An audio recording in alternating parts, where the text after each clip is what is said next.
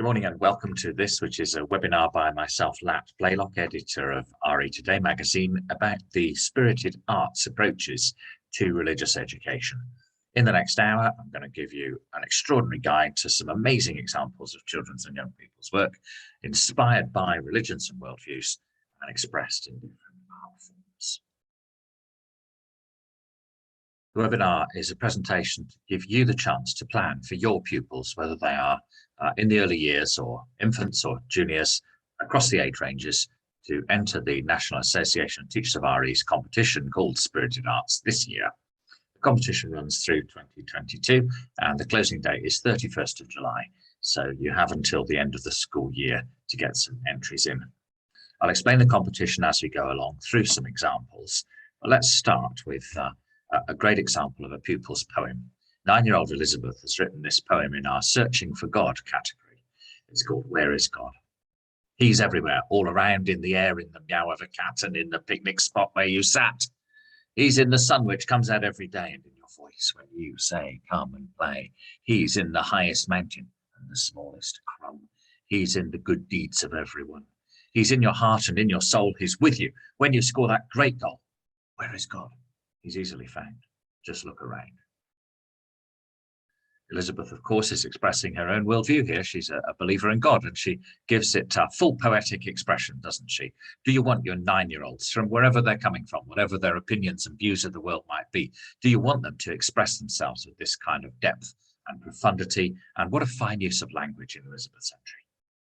Over many years, Spirited Arts is the NATRE project that gives pupils the chance to get creative in their religious education. The competition has run since 2004. We have poetry entries for 2022, as well as religious artwork entries and artwork based upon atheist or agnostic views as well. It's all about spiritual ideas and your skills, your pupils' skills. We keep an online art gallery that goes with this, and tens of thousands of pieces are created every year for this, and the best are on show in the gallery. We love it when schools for the first time enter the competition and produce some work that makes it into the gallery. Perhaps your pupils will be in the 2022 gallery. If you want to have a look at that, then you can click through from this presentation to the NATRE website and find the Spirited Arts Gallery 2021. In fact, a great thing to do is to get your pupils working in twos to review the art gallery and cut and paste their 3 favorites from a particular year's entries or a particular theme's entries, and pick up the commentary as well, because this art competition, it's as much about the art as it is about the commentaries that pupils make upon their work. I'm going to argue that your religious education needs a creative dimension. Some people see religious education quite intellectually. The pupils are gathering facts, they're learning new words, they're enlarging their vocabulary. I see it like that. I want pupils to compile a factual understanding of the different beliefs they study. But all my career, I've also been interested in a holistic RE, which has an expression that encourages pupils to give their own self-expression space and room and depth and profundity. And the latest Ofsted research report takes a very broad view of RE's concepts of rich knowledge. We want pupils to see their own positionality, to see where they're coming from, to see their own worldview clearly, because we all come from somewhere. No one comes from nowhere. So this competition gives children a chance to articulate, to express creatively, artistically, their own views. And I wonder if you've noticed this, that religions are incredibly dynamic. Sufi poetry, cathedrals and mosques, Handel's Messiah, the Sistine Chapel, the Bible, the Quran, these are creative manifestations of religion that have genuinely changed the world. Some of the most extraordinary artistic expressions that humanity ever achieves are done in the context of religion and spirituality. So if religions are creative, I'm arguing RE should be creative too. And I believe pupils are creative. I think it's a part of being human to have creative urges and talents and capacities. And many pupils do the best RE they've ever done in a competition like Spirited Arts. Does that show in the poem that we just read? Maybe it does. Let me show you some work that comes from last year's competition. 8-year-old Nathan has created this lovely picture of the world, and he says, this is about having more in common than what divides us.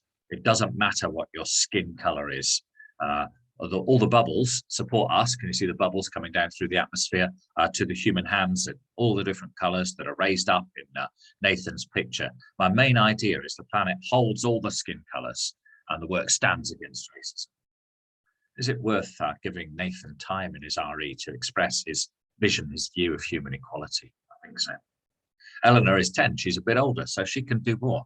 And this beautiful collage of people from all across the world is inspired by this theme. We're all in this together. She says, I thought lots of different people in different countries are working hard to fight COVID. So I represented all those people, their different religions, thinking of the masks and then the flags of their different countries, everyone wearing a flag mask. The quote, "We have more in common than that which divides us," by Joe Cox, made me think of how there's so many different diverse people all working, one human race working together. Eleanor's articulated something powerful, and she's done it beautifully there, hasn't she? What a nicely created image she's made. Spirited Arts gives pupils a chance to do great artwork and great thinking in the RE context. This one by an 11-year-old pupil is called "No Commentary Needed," and it uses the same quotation. It's one of our themes from the late Joe Cox MP. We have far more in common than that which divides us. And just look at that. Instead of faces, this youngster has noted common humanity, whether we might be anorexic or trans, whether we might be white or black, whether we might be asexual or Muslim, whether we might be straight or Jewish or mixed race, whatever. No commentary needed. This 12-year-old has created a lovely pentagram picture of humanity called Diversity and Unity. The image expresses my vision. It's good that we might be Sikh and Muslim, Christian or Buddhist or have no religion. The best thing about that is that we can be united and celebrate what makes us unique within our diversity, within our unity. These images come from the theme, which we're running this year, 2022 as well. The theme, we have far more in common than that which divides us. We're very grateful to the Joe Cox Foundation for their partnership in running this theme for our competition. And it asks, can we all be united? We are different. We do have different religions, different beliefs, different worldviews, but are we also all the same? And are we united by faith, by hope, by love, by music? And what are the things that could tear us apart? How can we overcome this?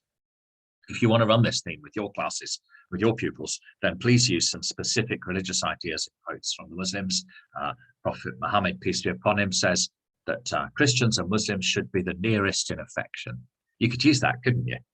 And in Christianity, St. Paul says, there is neither Jew nor Gentile, there is neither slave nor free, there is neither male nor female, but all are one in Christ Jesus. Could you get your pupils to use scripture to make a work of art that shows what unity we have as humans, what diversity we have, and how those two are related? Then there's a second theme here, God's good earth. I wonder if you could use this one. We've used this environmental theme for the last couple of years, and we've asked children to consider, is the earth good? Is the earth God's? That question and the questions around it related to green issues and climate change and climate justice just at the moment. The pupils have a massive interest in this. This was our most popular theme for the last 2 years. So challenge again pupils to consider the beauty of the earth, celebrated in many religions. What do they love about nature? And what are they noticing? What are they going to do about the spoiling of the earth, the coming crisis of the green issues? You could again use scripture quotations, but also scientific method, moral study, to encourage deep answers from your pupils, to go with some stunning images. And here are some stunning images of God's good earth. Charles is 8, and he says, I don't believe in any religion or any God. And he gives a little account of evolution there. He says the humans evolved from the life forms of the ocean. But here's what I've done. I made this bottle top turtle. I made it by asking everybody in my class to bring in all the plastic bottle tops that they had at their house. And I've made all of them into this. So the model, the bottle top turtle, is about 1.5 meters wide, about 1 meter high. A fantastic collaborative, creative activity from young Charles there. All the creatures, he says, are slowly dying, but they have the same value as humans. If there was a God, would he really let this happen? I love the way Charles's image shows hard work, teamwork, collective creativity, but also reflection on the problem of evil. If the earth is in danger of being spoiled, will God help us? Would God let this happen if God was real? Rosie is 8 years old, And she's made this beautiful tree of life as her contribution to the God's good earth theme. She says, tree, well, a tree is like the center of the earth. Every animal, every person relies on the trees for shelter and food and oxygen. And the trees need the people and the animals to treat it respectfully, honorably, to leave these things in place for common centuries, filling the world with life, making God's good earth a happy place. And if we don't respect the earth, then the earth won't recover and will crumble away, leaving destruction. I don't know if you can see, but she's drawn rather beautifully onto the pebbles that surround her tree, a load of her favourite things. Let's have a look at some close-ups of those. The owl and the woodpecker and the dragonfly, the badger and the elephant, and so on. Rosie's beautiful God's good earth art from an 8-year-old, astonishing evidence of the ways in which this creative competition can set pupils loose, can enable them to think deeply, can enable them to create beautifully and articulate profoundly. Amy, age 10, has made this image. Is it herself? I rather think it might be. A pencil image of a girl crying, in her mind, the earth, and the earth half burned. Around her shoulders, a rising tide of a sea of plastic. She says the girl's head is full of the overheated world, real or imaginary. At the moment, still imaginary, but in 10 years, it's real. And the sea full of plastic dead fish rising round her shoulders, ruined for the fish, and we'll ruin it for ourselves too.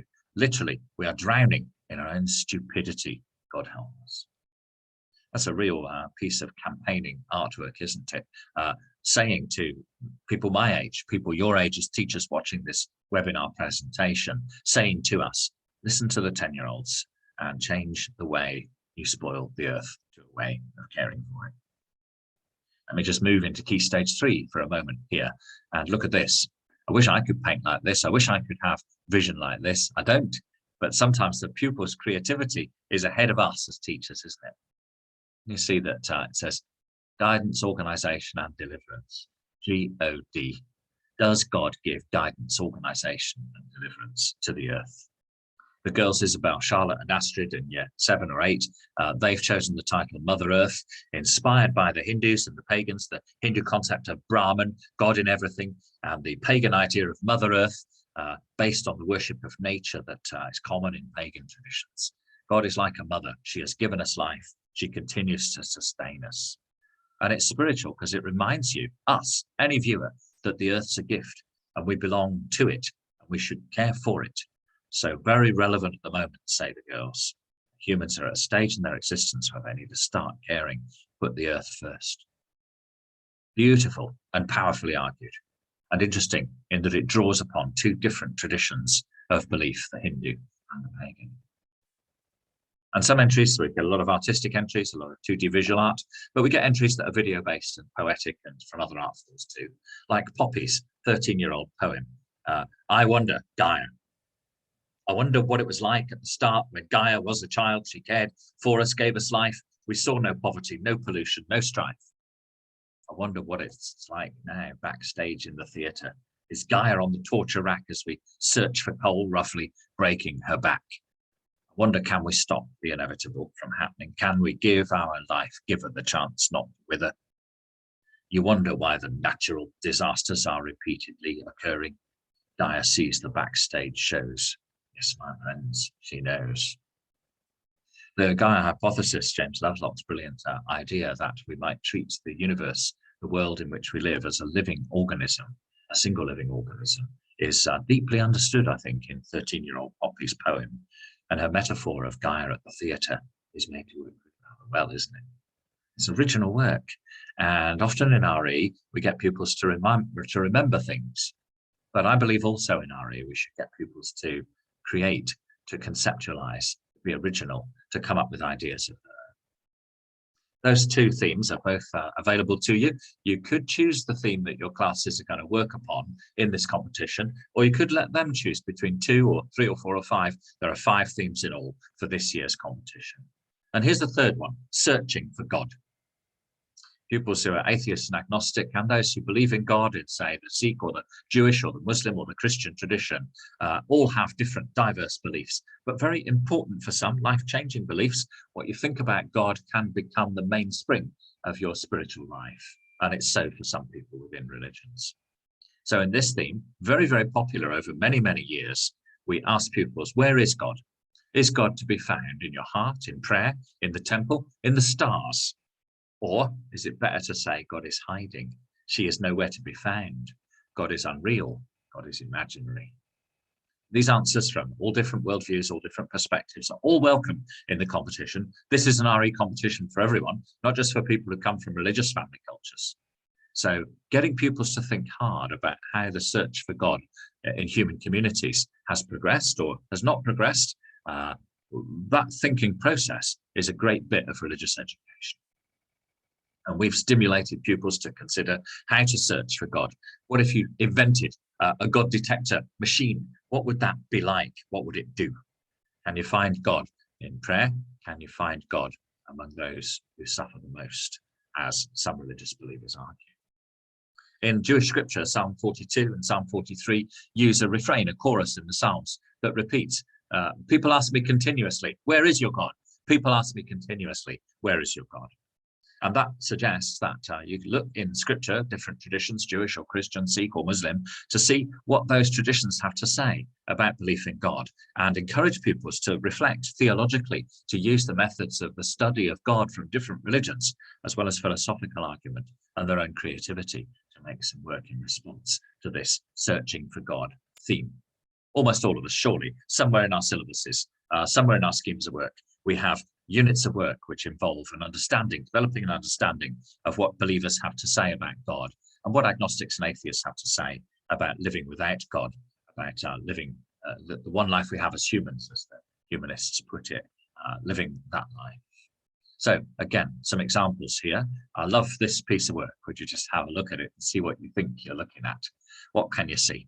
Poppies down at the bottom of a big building with faces at the windows behind the door, angels flying in a blue sky, all beautifully made by Hope and Alice and Marley. And would you believe they're in year one? And they say, God is on heaven, he is everywhere. Heaven is God, heaven is the sky. God isn't a man or a woman, he's everything and everywhere. I wish I could see God and say, thank you for making the world. Heaven looks like the sky, so we need blue colors and white for the clouds and gold for the angels and beautiful flowers. Heaven is full of all different flowers. These three girls are like sat there, and the TA has written down what they've had to say as they've been creating their extraordinary picture answering the where is God question. And colleagues, please don't ever imagine that this competition is mostly for older pupils, because it's not. Some of the best entries, some of our prizes every year go to children who are 3 and 4 and 5 and 6 and 7 years old, right across the early years of infants. And the thing about this is that these children, they often have deep thoughts about God. And of course, they're not fully formed. They're not getting PhDs in theology at the age of 7. Of course, they're not. But giving them the opportunity to explore the ideas they have in the ways that are age appropriate for them is one of the big assets of this competition. And may I seriously encourage you to enable to engage pupils, younger pupils, with the big questions that the competition throws up.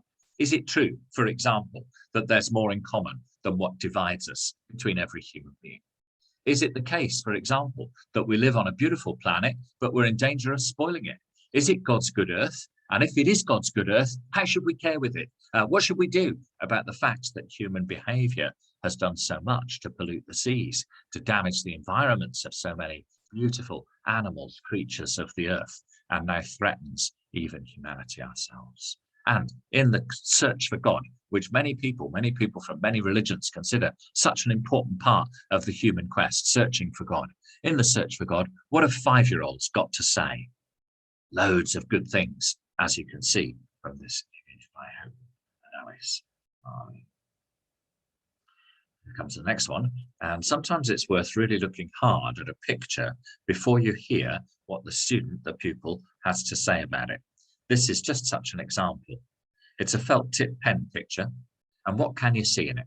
I wonder what you notice first of all. It's a skyscape, isn't it? Down below, we can see the land and the sea, but most of the picture is the sky. And in the sky here, we can see a variety of helicopters, military aeroplanes, and we can see damage being done, and we can see some sad faces. This one is by 7-year-old Dean, and he comes from Balderston St Leonard, and he says, where is God when all these wars are happening? At first, it's difficult to see, But look again, see people helping, being brave, young children playing. That's where I think God is. It's very interesting, isn't it? That a 7-year-old boy is engaging deeply with questions about the nature of God and the problem of suffering. And his engagement is to ask the question. It's certainly one of the best reasons for being an atheist, surely, isn't it? That we live in a world so full of suffering with so much evil so visible. But he also notices that he's got a kind of an answer, a kind of thoughtful way forward, that in amongst the horrors of human conflict, people help, people are brave, people play. Is he right? That's where God is? Well, it's a point of view, it's an insight, and I think beautifully expressed from 7-year-old Dean. And you'll notice as we work through our examples in this webinar, that often what we're seeing are examples of progression. So what 5-year-olds have to say about the ways in which the search for God goes on, and what 7-year-olds have to say are visibly different. Dean's an advanced 7-year-old. He's a good little thinker for a boy in year 2 or 3. But he's also able to articulate something that is probably beyond our 4 and 5-year-olds in most cases. And the work I've shown you, I've tended to put in age order and tended to invite you to look and think about the ways in which children make progress and show profound skills and rich knowledge and applied understanding when it comes to the big questions that we use as themes for spirited arts. I hope that the examples I'm giving you here, which if you want to, you'll be able to access from the website, the Natre Spirited Arts section of our website. You can access all this material there.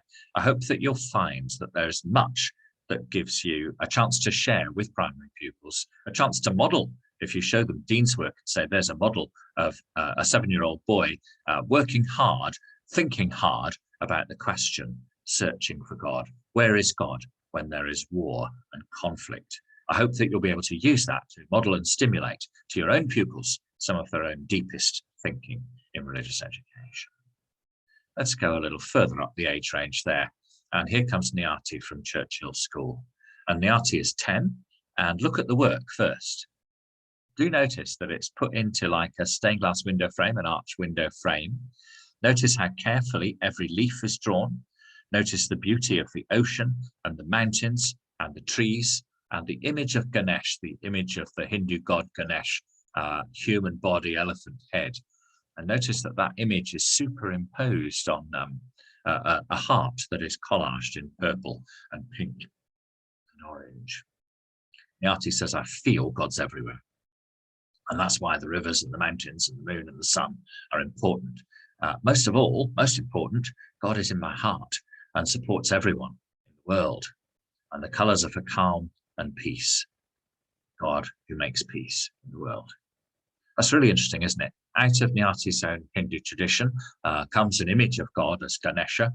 And of course, Hindu tradition offers numerous different images of the gods and goddesses, representations, manifestations of the mighty divine one of Brahman itself. But it's interesting that many people from other traditions might identify with some of what Nyati says. You see, sometimes religions are pitched and pictured as in conflict with each other, as competing truth claims. But religion doesn't have to be a competition. It is possible for religions to step beyond what has sometimes been their tragic history of competition and step into a space where dialogue, the genuine and profound discussion and engagement of difference, is the main mode of conversation between religions. Religious education itself makes a key contribution in moving from conflict, from models of conflict between religion to models of dialogue, in which learning from each other's religions and beliefs and traditions and worldviews becomes central. The way in which religious education frames one of its purposes, a purpose of RE, I think illustrated by Nyati's image of Ganesha, Nyati's image of the beautiful rivers, mountains and greens of the earth. If you had to choose a winner from these, I wonder which one you'd pick. In a moment, I'll put a pause into my webinar and invite you to just look back and think of the images that you've seen. I have to run a judges panel for the Art in Heaven competition. I do this usually every August, and it takes days and days because we have loads and loads of work to look at. But I give the task of judging, picking winners, saying I liked this one best and here's why, to pupils and to yourselves, to teachers viewing the webinar. So do remember what you've seen and consider if you had to pick a winner from all those that you've seen so far, which would be your winning entry. Then would you have a look at this? An extraordinary picture, isn't it? Beautifully painted, actually. It's done in watercolor, and although the planets and the Earth might look a little sketchy, the geography is basically pretty sound, isn't it? You can see the Mediterranean and Africa and North and South America and the Antarctic in the image of the world, the image of the biosphere that this pupil has created. But what's going on? That's God, I reckon, with a mallet and a chisel. What's God doing? Jamie 13, he says, making or marring is the title here. My work shows an omnipotent figure carving the world. I haven't been explicit to say that that's God. Instead, I ask the question, is the figure a creator or a manipulator surrounding what already exists, chiseling away at the world as it is?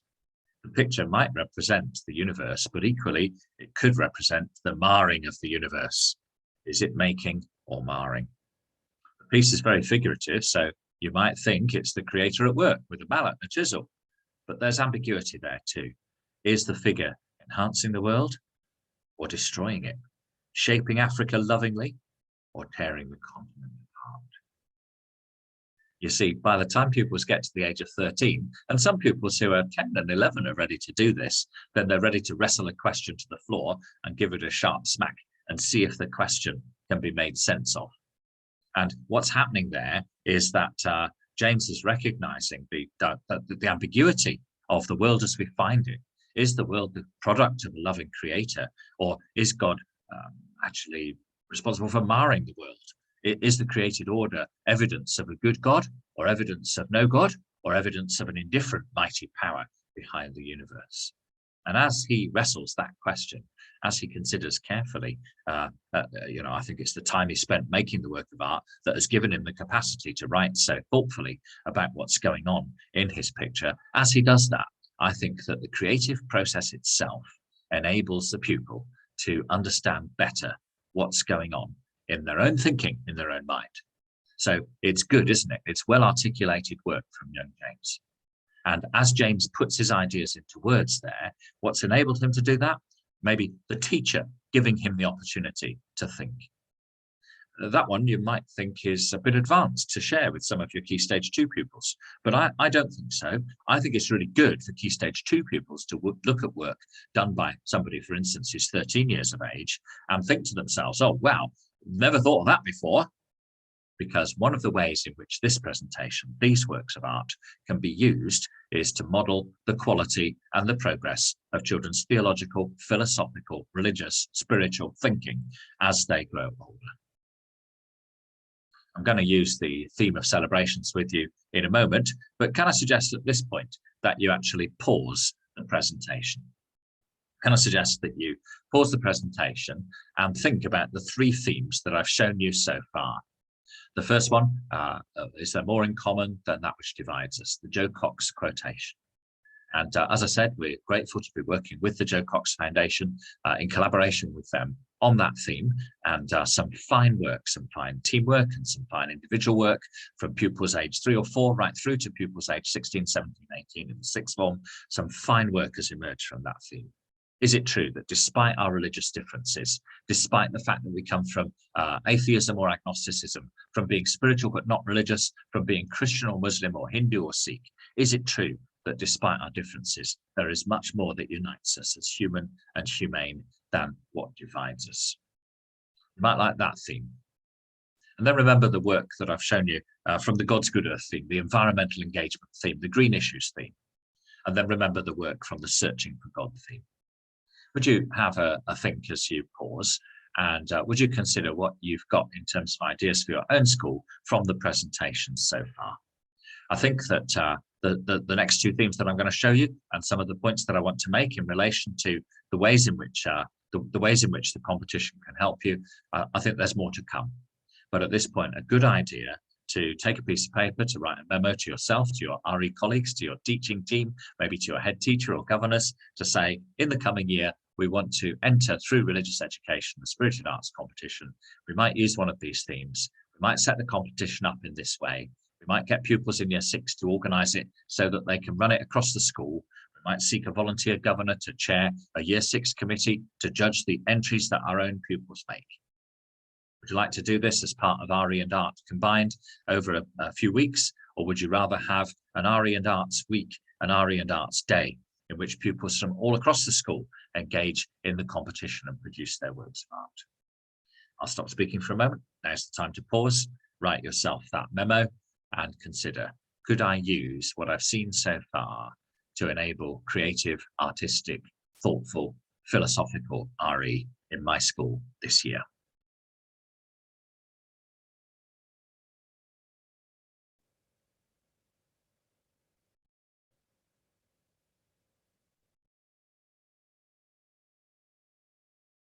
Thank you, colleagues, and I hope that what I've presented so far, the first 3 of our 5 themes, will give you plenty to go on. The second part of the webinar looks at the last 2 themes out of 5 for the 2022 Spirited Arts competition, and it invites pupils to consider whether work on festivals, in the first case, this is theme number 4, celebrations, big days and big ideas, whether work on religious festivals would be appropriate, would be a good way to get your pupils engaged in the Spirited Arts competition. What do religions celebrate? Well, they may celebrate an ancient story, they may celebrate a belief, they may celebrate a vision of God or a vision of what it means to be human. And in religious education, particularly actually for pupils who are 3, 4, 5, 6 and 7, then often we use festivals as a kind of entry point, a doorway or a window to come into a religion for the first time, to look into a religion for the first time. So many schools do some work about Diwali or Eid or Vaisakhi or Easter or Christmas, and that's good work to do in the infants, isn't it? And if you want to for this, then you can envisage using the celebrations theme, for instance, with the younger pupils, and you can envisage presenting a group piece of work as your entry to the Spirited Arts competition. So, for example, if you took the Festival of Diwali, a festival of lights, and if you used images in which all the pupils had contributed a candle flame, and in the candle flames, they had drawn their favorite part of the story of Rama and Sita exiled to the forest and Sita stolen away by the evil 10-headed demon Ravana, taken away to the island of Lanka until such time as a rescue mission by Hanuman the monkey and Rama, Sita's husband. All of that, you could teach the story and ask the pupils to choose their favorite bit and draw their favorite bit onto a candle flame and make a display of Diwali lights. We do love entries that involve more than one pupil, and sometimes a whole class entry for instance, the Festival of Diwali works well.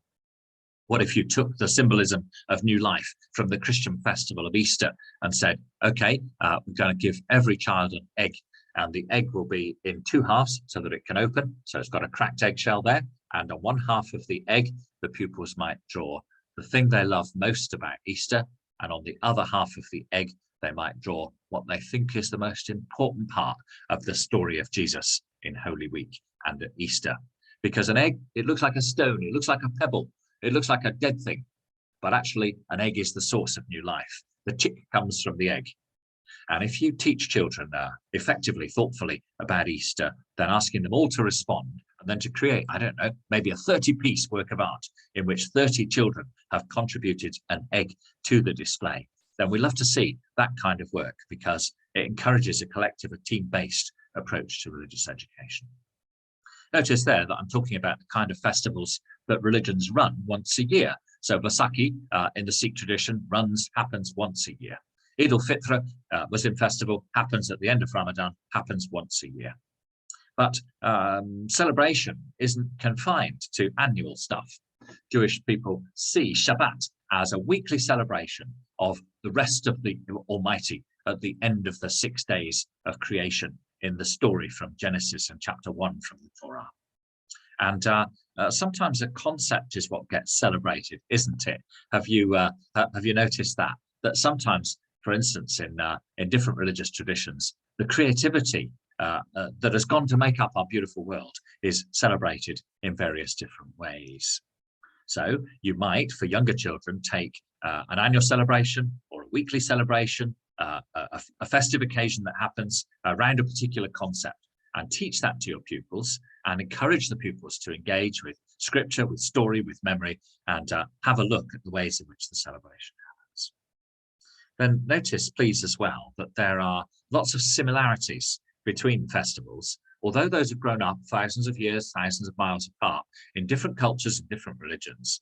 Then very, very often a festival starts with the telling of an old story. And the story may be retold in lots of different ways. It could be a nativity play or a shadow puppet Diwali retelling.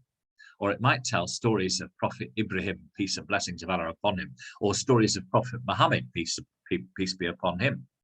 And there's often an old story at the heart of a festival.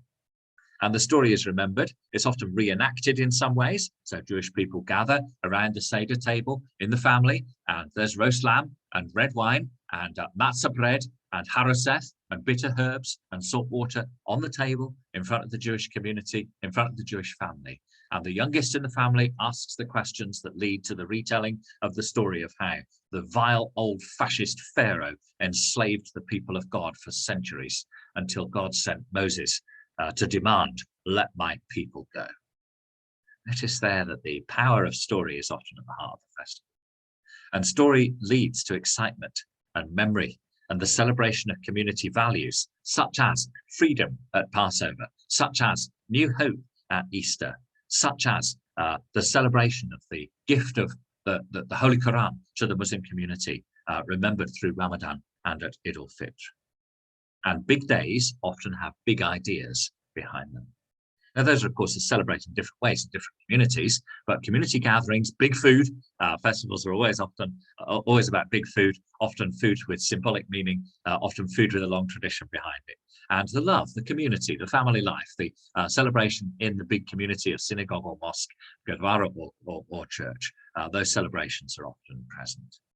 So would you give some thought, if you would like to use the celebrations theme, to how that's going to look? And here again, some examples of children's work, which you might find of interest.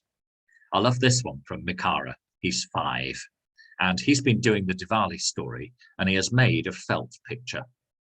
You know that Hanuman's role in the story of Diwali is that he is devoted to Rama, to the god in human form at the heart of the narrative. And Rama, his wife Sita, has been kidnapped by the evil 10-headed demon Ravana, and the mission is for Rama to go and find her. Hanuman flew over the mountains to find Sita. Hanuman helped Rama to find Sita. It is a mountain rescue. Hanuman is a monkey, by the way. I love the way in which Mikara has picked up that little phrase. I think that's the original bit of what he says there. It is a mountain rescue. If you know the story in detail, there's another part of the story where Hanuman races to a particular mountain to get a particular herb that has particular curative properties for someone who's been particularly injured and hurt in the battle with the evil demon king Ravana. And Hanuman doesn't know which herb it is he's to bring, so he grows himself huge and brings the whole mountain in his hand. If you see Murti's images of the god Hanuman, then he's often shown with a mountain in one of his hands. I like Mikara's felt picture here because it suggests, I know what the teacher asked here. The teacher said, would you choose the most important moment in the whole story of Diwali that we've been listening to and enjoying? We've seen it on video as well. Would you choose the magic moment in the story? And Mikara chose Hanuman flew over the mountains. Is it worth giving time and space and good quality art materials and fine storytelling to your pupils to enable them to really engage with the story of the festival, as I think Mikara has done? And then what about this one? This one is a beautiful collage. You might look at it and guess who made that. And when I saw it, I guessed children a lot older than those who'd actually done it. But notice that we have 6 days of creation there. God separated the light from the darkness. God made the land and the skies. God made the seas and the skies. God made the trees and the dry land. God made the moon and the stars. God made the fish of the sea and the birds of the air. God made the creatures of the land, the wild beasts and the mini beasts and the tame beasts. God made humanity, male and female, in the image of God. So it's a great composite artwork, isn't it? The real thing is actually big. It's nearly a meter wide and about 50 centimeters deep. And the pupils who made that, would you believe, come from year 2 at Cottonfield Primary School. This was a winning entry under the theme of celebrating life, celebrating creation. The individual pupils worked in 7 groups. Some of them made each group made one part of the picture, and then the teacher has brought it all together in the big collage that they sent in. And children were invited to comment on the idea of celebrating creation, a celebration of creation. God created everything to give us life on earth. God made life on earth. God made a good earth for us to live. We can celebrate the earth by looking after it. God made everything that's beautiful. We can care for all the animals like God. Individual thoughts based on a collective teamwork-based approach to the theme of celebration. I wonder if you'll use an idea like that. And then 8-year-old Alicia has made this Easter collage, which I really liked. She says the cross is a reminder of when Jesus died on the cross. Tissue paper is all the colours of the rainbow. The fish, and you see the image of the fish in there. The cross, the cup are symbols to remind us of the Easter story. In some ways, that's simple work, isn't it? And what is entered for RE's Art in Heaven competition doesn't have to be, we're not only looking at Michelangelo, we're not only interested in Leonardo da Vinci, we're actually interested in every child having creative opportunities to express themselves at real depth in their religious education. And we chose Alicia's work to put on the website. We made it a highly commended entry, and that one you'll find among hundreds and hundreds of others at natre.org.uk. Click on the Spirited Arts button when you get to the website. Those examples, celebrations of, whether it's celebration of Diwali or Easter, or whether it's celebration of a concept like the idea of the creativity of God, an idea that is held in common between Jewish and Christian and Islamic understandings of God, then those pieces of work perhaps just illustrate a little bit of that celebration theme. We haven't used that theme for some years, and I'm really looking forward to 2022's set of entries that come from across 3, 4, 5, 6, 7, 8, 9, 10 and 11-year-olds engaging with the concept of celebration in different religions. Perhaps you'll use that one within your school. It's certainly a theme that features in most syllabuses, in our agreed syllabuses and in our schemes of work. Here's the 5th theme for 2022, a view of the world. And we've devised this theme, a fresh one, never been used before, because increasingly the subject is called religion and worldviews, and that's a response to the need for RE to be inclusive of every pupil. Because some pupils have a religion, some pupils grow up within a religious family culture, but many pupils don't. And many pupils have a non-religious view of the world. That doesn't make them all capital H humanists, although some are, but it includes views of the world that are, say, spiritual, but not religious. Views of the world which take no account of religion, but nonetheless seek to live an ethical lifestyle. So religion and worldviews, we wanted pupils to think that this might be, if celebrations is a bit more of a under 7s theme, then this might be a bit more of an 8 to 11s kind of theme. We wanted to invite pupils to express their own worldview in what they have to say. So ask the pupils, do some work with your pupils about what is your identity? What are your values? What are the truths that you see as the most important for making sense of what it means to be human? Those questions have always been a part of RE, questions of identity and meaning and purpose and values and commitment, and questions where the answers that we give to them are probably too big for us to be absolutely sure of them. Questions so big that the answers are often plural and often mixed. Religious education, interested in what your view of the world is. So ask pupils perhaps to use a metaphor there. We all look at the world through our eyes. Some of us wear glasses, and you know what tinted glasses are like. Get some tinted glasses, get some sunglasses, and ask pupils, when you're looking at the world through these yellowish glasses, what difference does that make to how you see it? And can you understand that in some ways, we're all born with glasses in place, and our early life, our childhood, our upbringing, the culture that we're part of, and the nation that we live in, those all shape the way in which we look at the world. That's not an easy idea, is it? But it's a very important idea in religious study and religious education, because here's the truth of it, that across the world, a couple of billion Christian people and 1.5 billion Muslim people and 1 billion Hindu people Add that lot up, and that's 4.5 billion people altogether, which is well over half of the population of the world. Look at the world through Christian lenses, or through Muslim lenses, or through Hindu lenses, and it makes a difference to how you see. So this fifth theme for 2022's Art in Heaven competition, a new one, a hard one, looking to see if pupils can make sense of the opportunity to articulate their view of the world. Now, if that sounds hard and more suitable for PhD students than for those pupils aged 8, then again, can I get you please to have a little look at some examples? Because I have been impressed and inspired by the different approaches that children take, that pupils take, to taking a view of the world. Here's the first. This is Yolanda. And Yolanda wanted to express her view of the world in a model. And the model she's made, you can see that used to be an A4 paper box, didn't it? And she's covered it with pink and red paper, pink hearts on a red background. And then she's got these pink hearts like growing on stalks out of the red box that she's created. And Yolanda says, my model's called All You Need Is Love. Some people don't believe in God, but they do believe in love. I'm one of these people. I love Yolanda's expression of a view of the world from where she sits, from her point of view. I love the fact that she uses John Lennon and Paul McCartney's famous text, almost like some religious people use a sacred text. All you need is love. All together now. No, I'm not going to sing.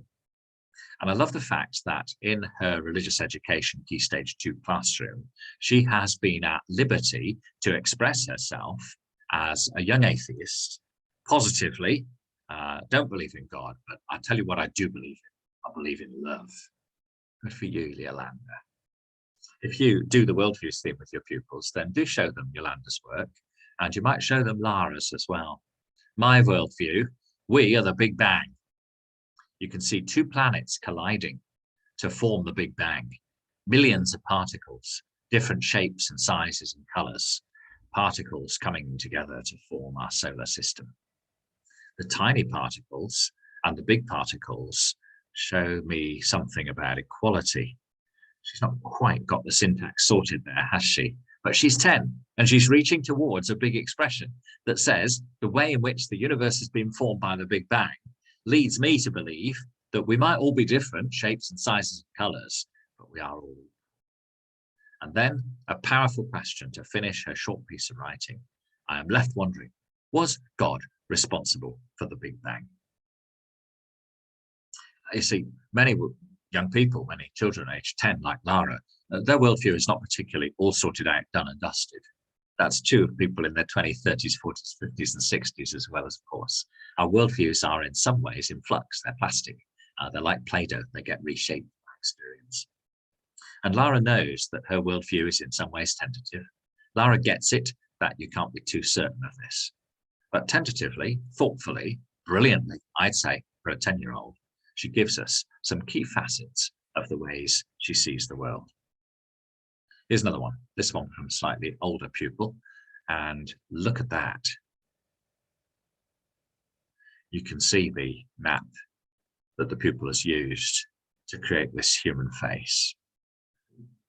And you can see that the face is divided. And I wonder what you can see written on the left-hand side. Faith and doubt. Faith comes from within, doubt your doubt.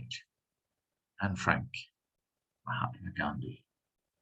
Can you see the darkness? Can you see the stars? Can you only see the stars in the darkness? Interesting, interesting piece of work. And this one, do show it to your Key Stage 2 kids and tell them, here's an expression of a worldview from 13-year-old Mia, who goes to school in Marlborough. The title of her work is Doubt. Our journey changes our view of the world. I love the way this student uses the metaphor of journey. Our artwork resembles the journey we take, our path through life, drawn on a map to show the different paths that doubt and faith can lead us on. An old man's face, symbolizing mortality. The decisions we make in life shape us. Give up on faith? For some people, that's equivalent to losing the will to live. The other half of my face expresses ideas in text. I'm Frank, Mahatma Gandhi, Mother Teresa, people who use their faith to promote equality. I show you doubt to prove that faith exists. This is my opinion in a few words. Speaks a whole story. Will the journey of life take us to faith or doubt or both?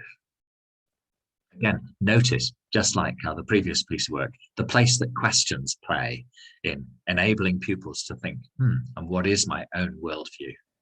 The place that flux, the idea that our worldviews are changeable, that they're plastic, that they're Play-Doh, that they get reshaped by experience. Mia has such an extraordinary grip on that for a 13-year-old. There's this as well. My fourth example is about the kind of position that you find yourself in life. And your position, of course, that's a given, isn't it? I happen to have been born in Watford in the UK in 1960, and I happened to have been born at a time when that meant the first pop song I ever knew was She Loves You by the Beatles. That's me. And my position has done a lot to shape my worldview. It's hard for people who want to claim that this or that is true universally, ultimately, absolutely true. It's hard to do that because of our positionality within our view of the world. And Ari draws attention to that. Ari says, the world looks very different from 200 years ago. The world looks very different from 5,000 miles away. The world looks very different if you wear Christian spectacles, or if you have a lens on the world that is Islamic, or if you look at the world as a person who's spiritual but not religious. The world can look very different. So this last example that I have for you from this theme, it's actually a winning entry from a few years ago by 18-year-old Lauren. And it's an amazing piece of work, 6 foot wide, 4 foot tall, a mural, and it represents Kendal in the Lake District, which is Lauren's own hometown, the place where she was born and bred, where she grew up, from where she looks out on the world.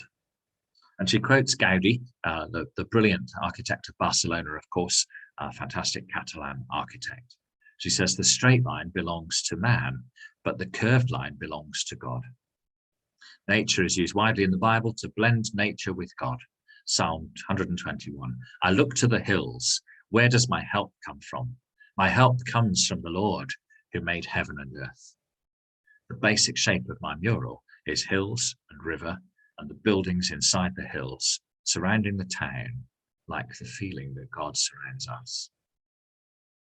Do you feel that that's a slightly quirky representation of Lauren's worldview? It's not articulating a philosophy, is it? It's just saying, I just recognize this about me, that I've been shaped by the town I was born in. I've been formed by the hills that surrounded me all my life. My worldview is the worldview of an 18-year-old young lady from Kendal in the Lake District. Some of what will come on this theme, I think, will be astonishing, original, fantastically innovative. And when we judge the competition, I wonder what criteria you would use if you were judging some of the artworks that we've seen. We tend to ask 3 questions about each work of art. The first question is, does it respond to the theme in terms of religion and belief thoughtfully? This one certainly does, doesn't it? The second thing we ask is it well crafted? Oh, this is beautifully crafted. I wish I could show you the detail and the texture of the tapestry that this young lady has made. And the third question we ask is, does it have some originality? So just to give you an example of what doesn't win, when we ask the question, searching for God, or where is God, then sometimes children want to draw a picture of the world in the hands of God. Big hands, big world. I have to say, over many years, I've seen thousands of images of God's got the whole world in his hands. If those come from a 5-year-old, then that's fine. I had a 5-year-old say to me once, God's got big hands, hasn't he, Mr. Blaylock? God's got big hands. And I said, oh, that's an interesting comment. Why do you say that? Said, well, he's got the whole world in his hands, so there must be big hands, mustn't they? If you're 5, that's fine. But if you're 10, or if you're 15, and still you're just drawing a big world with big hands, then that lacks a little in the way of originality, perhaps. So those 3 questions again.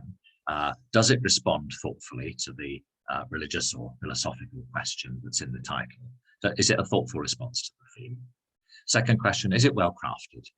Has it been made with care? A piece of work that's done in pencil in 10 minutes on a piece of A4 paper is probably not a winner. Have the pupils put their artistic abilities, and you don't have to be, you don't have to be Gaudi, you don't have to be Michelangelo to win this competition. You have to be yourself, and you have to craft your work carefully. Is it well crafted? And then third, is there some kind of mental sparkle of originality there? As pupils perhaps use a quotation from a scripture, or as they refer to a big religious concept, or as they use an argument from an atheist, as they do that, have they added something of themselves? Have they made it original? Those four, I'll just flick back through them there, if I may. Those four pictures that respond to the worldview theme. I hope that many teachers will pick that up in Key Stage 2. Yolanda, all you need is love. Lara, we are the Big Bang. Yeah. The journey of life shapes us and changes our view of the world. And Lauren, from where I live, the world looks like this, surrounded by mountains, the curved lines of God. Where does my help come from? From the Lord who made heaven and earth.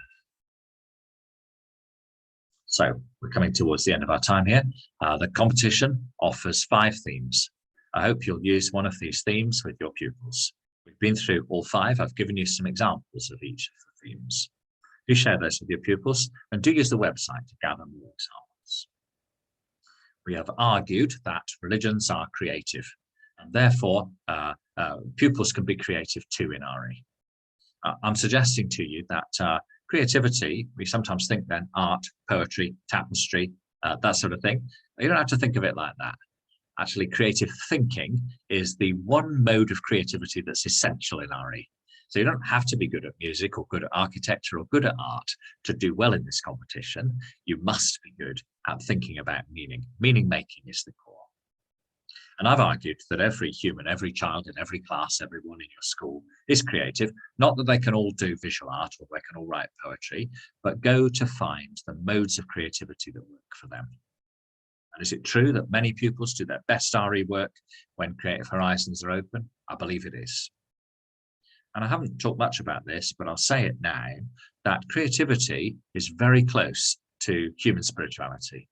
So for many people in Britain today, they're not religious, but when they go to an art gallery or a gig, when they play music and sing, when they make their garden, when they do their gardening, when they cook, that those things are actually creative spirituality for many millions of people in Britain today. Creativity is close to spirituality. And that's another reason why this competition has its particular power. I wonder which of those reasons you would pick out. So I agree with that. I think we should have creative RE. That's part of what we should do. And that's a reason that I could buy into. The competition has elicited over the years many different approaches. So some teachers have run a spirited arts week for the whole school. You could do that. It's a great way of getting everybody involved. It can be a great way of taking RE practice that is, I don't know, maybe even a bit wobbly, not as secure as you'd like it to be, and lifting it. Spirited Arts Week for the whole school. Many schools run this as a unit of work. They say, right, for this half term, our RE topic is Art in Heaven. And the assessment product at the end of the half term will be the piece of work that you make to submit to the competition. We've got 8 lessons. Here we go. Let's start off by reviewing some of the work that others have done. Some schools run this as an option. They do an assembly that says, here's the Art in Heaven competition. If you'd like to enter it this year, then we're going to have a homework club every Thursday evening for an hour after school for pupils across all the age ranges who would like to come along and enter spirited arts.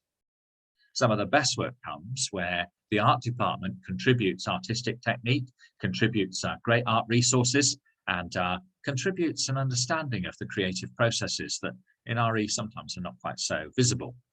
So will you collaborate with the art lessons that your pupils are doing to get your spirited arts in order? You can use this PowerPoint to demo some of the spirited art if you'd like to, and launch it in assembly. You can use the support of an outside body. I know some schools where they've brought a Christian artist, a Muslim artist, members of the local Jewish community into school to show off some of the artistic creativity of their faith tradition. Group projects, I've mentioned a couple of times during this webinar, and I would really encourage teams of children, teams of pupils, teams of students to enter together. If you can link with a local artist, so much the better. Sometimes there are great opportunities for that.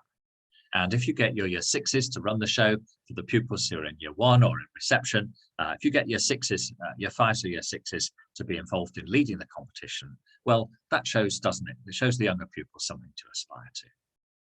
All of those different ways of involving your pupils might lead to great work from your school's Spirited Arts entries this year. And you've seen loads of examples there. So I would encourage you, as my webinar finishes, to think over your own ideas and encourage pupils with this idea. Use your own knowledge of religions and beliefs to plan a super entry to send in by the end of the summer term, 31st of July, 2022.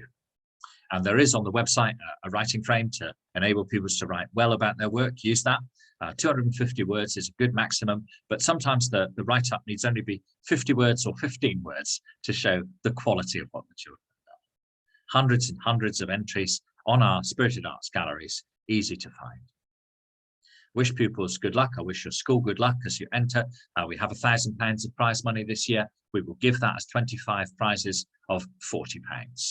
Spirited Arts, a competition for creative RE for every week. Thank you for joining me in the webinar today. And can I encourage you to improve your RE across your school by using the opportunities that the Spirited Arts competition presents.